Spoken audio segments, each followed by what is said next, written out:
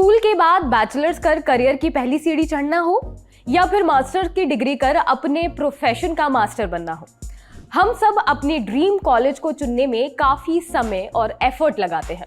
Admission शुरू होने वाले हैं और आप में से कई सारे फ्यूचर ओरिएंटेड छात्र अपने लिए ड्रीम कॉलेज खोज रहे होंगे।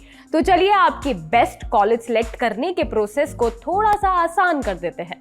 नमस्कार, मेरा नाम है फातिमा और आप देख रहे हैं रंगरूट।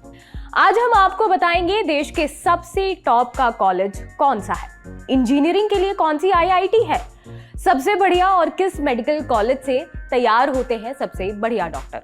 साथ ही ये भी बताएंगे कि NIRF रैंकिंग क्या है, क्या होते हैं पैरामीटर और कैसे तय होती है कॉलेज की रैंकिंग। तो चलिए शुरू करते हैं।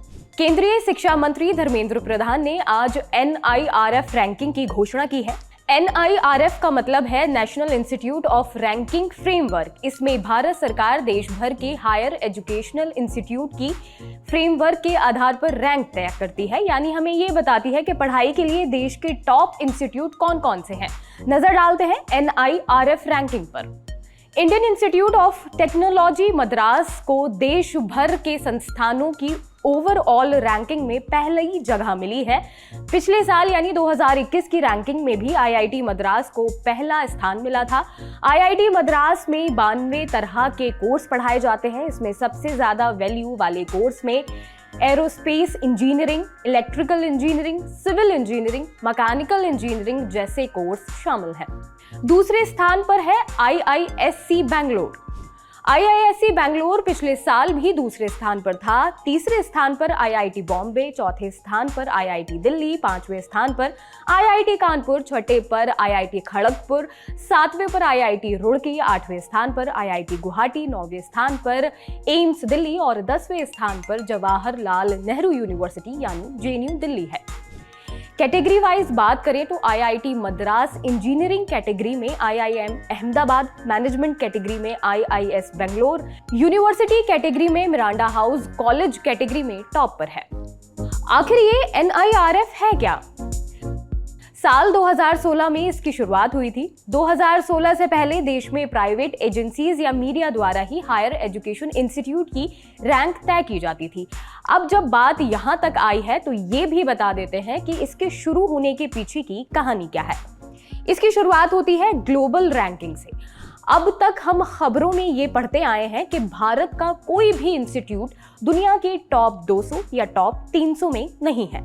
फिर वो बात चाहे QS वर्ल्ड यूनिवर्सिटी की रैंकिंग की हो या टाइम्स हायर एजुकेशन की। इसके पीछे जो सबसे बड़ी वजह बताई जाती है वो ये है कि एजेंसी द्वारा रैंकिंग तैयार करने में जो क्राइटेरिया अपनाया जाता है वो चुनिंदा लोगों के परसेप्शन पर आधारित होता है।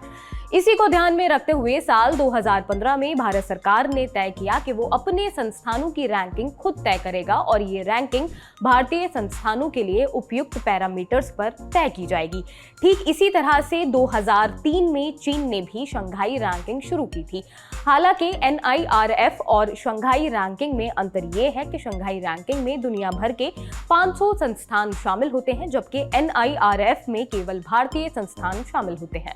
अब ये जान लेते हैं कि कैसे तय होती है रैंकिंग। रैंकिंग तय करने के लिए NIRF ने सीधे और सपाट नियम बना रखे हैं। कुछ पैरामीटर हैं, हर इंस्टीट्यूट को उन पैरामीटर्स पर परखा जाता है। जिसका जितना स्कोर बनता है उसी हिसाब से उसकी रैंकिंग तय की जाती है।